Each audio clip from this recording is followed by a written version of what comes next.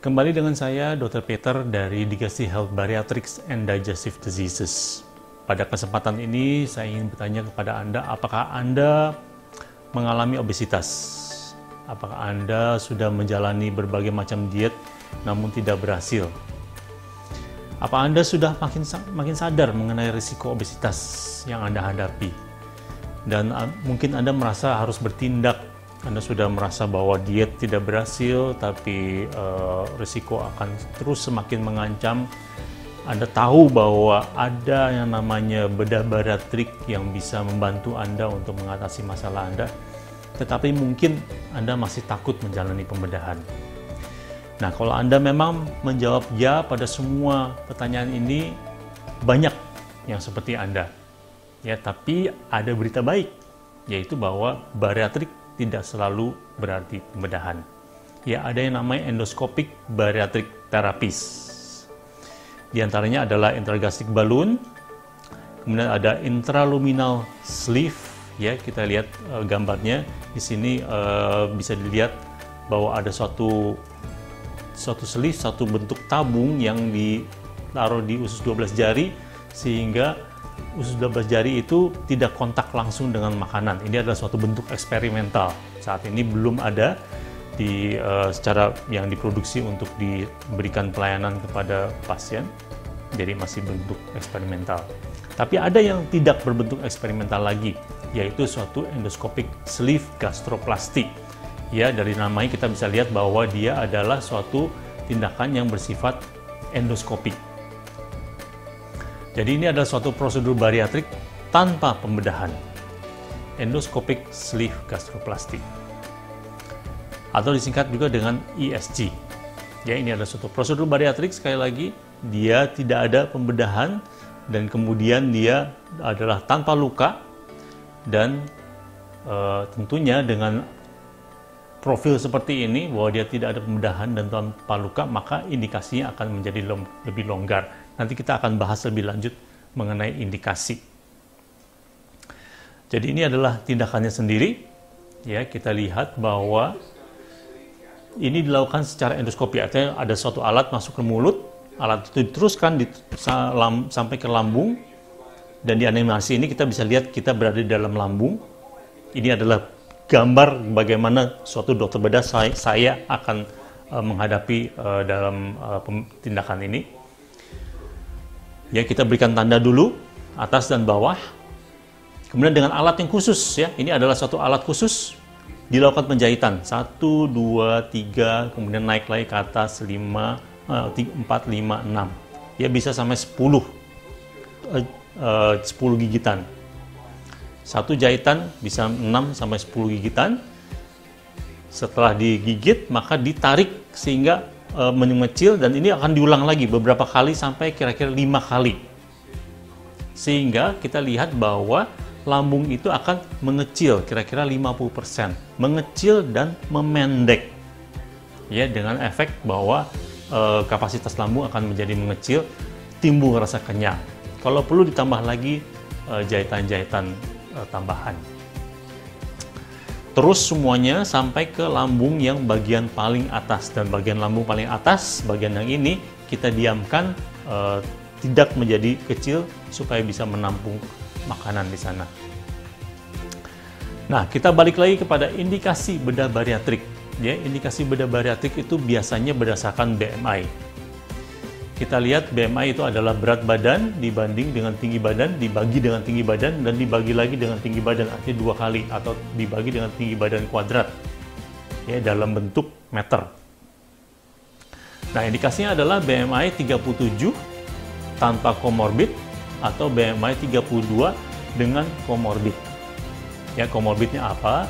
Bisa sebagai suatu diabetes, bisa sebagai suatu hipertensi, atau suatu hiperlipidemia. Ini adalah yang paling umum, dan paling umum yang kita lihat adalah tentunya diabetes. Kenapa harus ada indikasi? Ya, resiko pembedahan bariatrik itu kira-kira sama dengan resiko operasi mengangkat kandung bedu. Tidak tinggi. Ya, kita tahu bahwa operasi angkat kandung bedu itu bisa sampai 3 atau 4 kadang-kadang kalau lagi ramai di dalam kamar operasi. Banyak sekali. Jadi suatu operasinya cukup rutin. Ya, Operasi bedah bariatrik risikonya tidak lebih daripada suatu operasi yang sangat rutin dilakukan di rumah sakit, yaitu pengangkatan kandung empedu.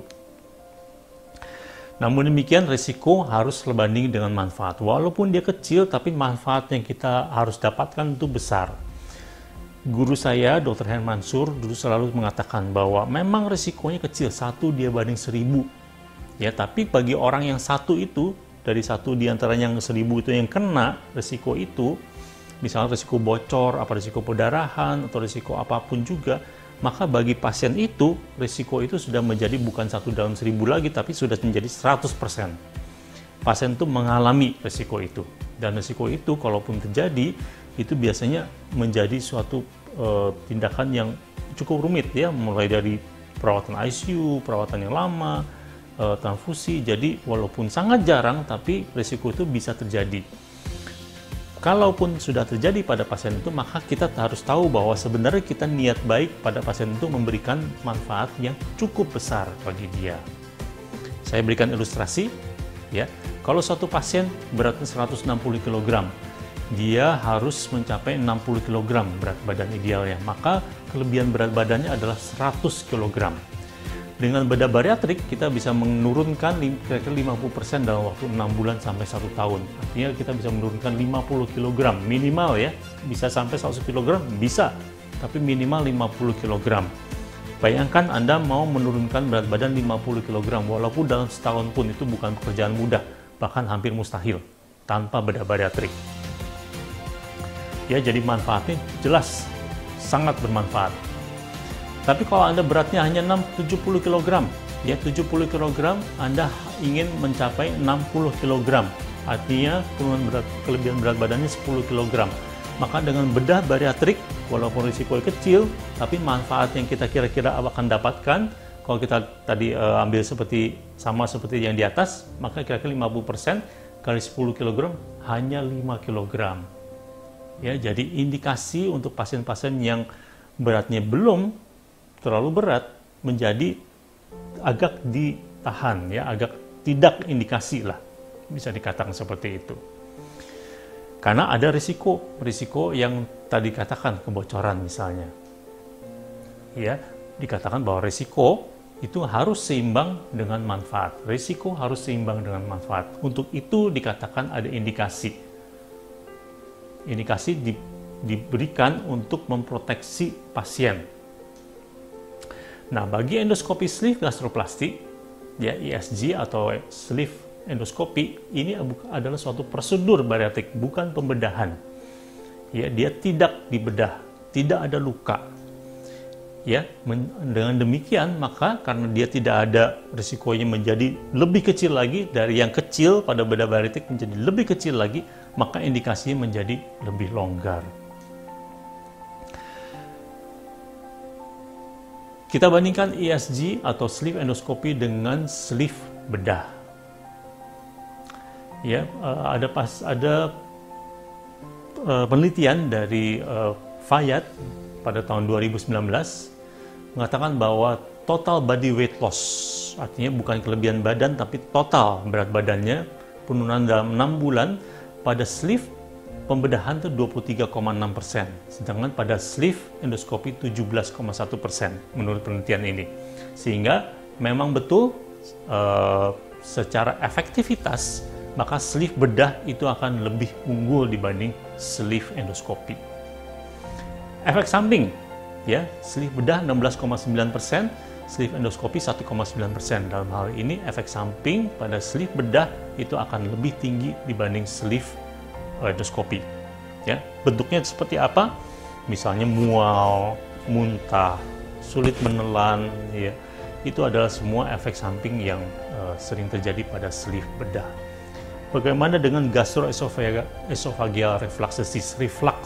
Ya, ini adalah suatu momok bagi sleeve bedah. Banyak pasien-pasien saya yang sleeve bedah mengalami reflux, ya, rasa terbakar di ulu hati. Pada penelitian ini, ya, pada sleeve bedah 14,5%, sedangkan pada sleeve endoskopi 1,9%. Jauh, ya, jauh lebih banyak pada sleeve bedah dibanding pada sleeve endoskopi. Pada penelitian lain, yang dikatakan bahwa quality of life 6 bulan. Pada penelitian ini dikatakan bahwa sleeve bedah itu akan pada 23 orang yang dia jalani, 7 akan mengalami reflux. Ya, sedangkan pada sleeve endoskopi dari 23 pasien yang dia lakukan sleeve endoskopi, tidak ada yang mengalami reflux. Bagaimana dengan sleeve endoskopi kita bandingkan dengan high intensity diet? High intensity diet ya, ini artinya benar-benar diet yang berat ya, dengan ditambah olahraga. Diet yang berat ditambah olahraga, maka kita lihat bahwa total body weight loss pada sleeve endoskopi itu 20,6%, sedangkan pada diet intensitas tinggi itu 14,3%. Jadi tetap sleeve endoskopi dibanding diet tingkat tinggi atau intensitas tinggi akan lebih bagus sleeve endoskopi. Apakah dia disetujui oleh FDA? FDA ini adalah badan POM-nya, Badan Pengawas Obat dan Makanan Amerika Serikat. Walaupun tidak segala-galanya, tapi minimal bisa kita pakai sebagai acuan. Ya, dia sudah di-approve. Bagaimana dengan IFSO? IFSO adalah badan bariatrik sedunia. Ya, ini juga sudah diakui atau sudah disetujui oleh IFSO. Jadi bukan suatu tindakan yang bersifat eksperimental lagi. Apakah permanen? Ya, ini adalah suatu pertanyaan yang sangat sering ditanyakan oleh pasien. Permanen atau tidak?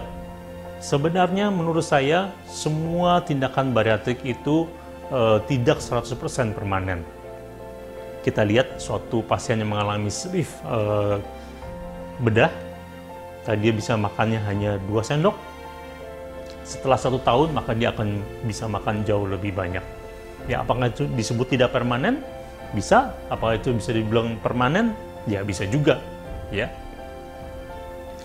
Kenapa sih bisa demikian terjadinya? Karena memang tubuh kita itu beradaptasi. Kemampuan tubuh kita untuk beradaptasi itu luar biasa. Jadi apapun yang kita lakukan terhadap tubuh, maka tubuh kita akan beradaptasi. Tapi kita lihat di gambar ini adalah pasien yang menjalani sleeve endoskopi. Segera setelah tindakan, dia disuruh minum kontras, yang putih ini adalah kontras, ya. Kemudian difoto. Hasilnya ada seperti ini. Ya, ini adalah gambar segera setelah operasi. Kemudian pasien tersebut diulang lagi, beberapa tahun kemudian dia datang lagi, disuruh minum kontras lagi, kemudian difoto lagi. Ya, kita lihat. Kita bandingkan antara dua gambar ini. Mirip sekali.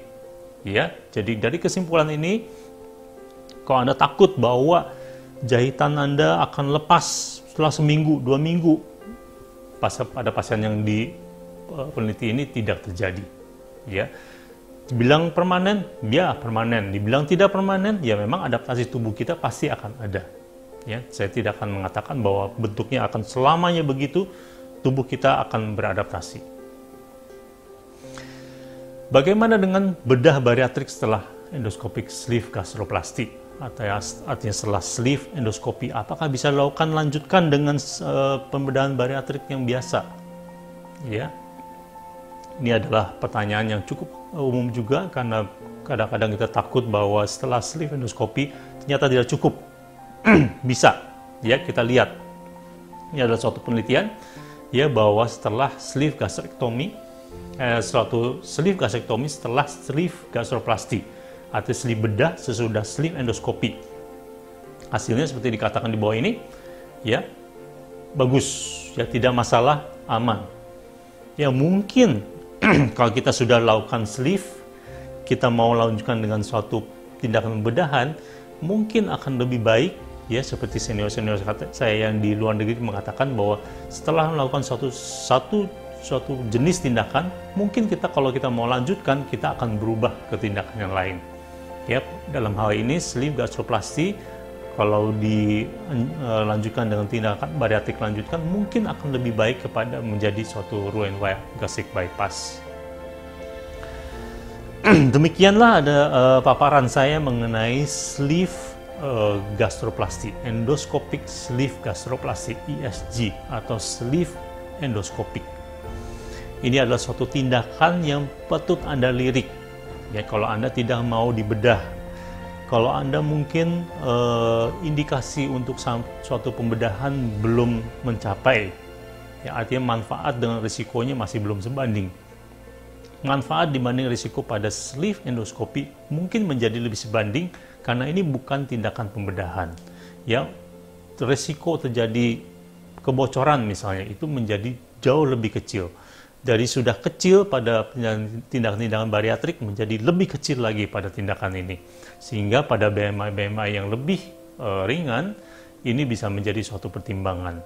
Bisa menjadi pertimbangan bila Anda sudah membutuhkan tindakan bariatrik tapi Anda takut dengan pembedahan. Anda tidak mau dibedah, silakan. Ini bukan suatu tindakan pembedahan.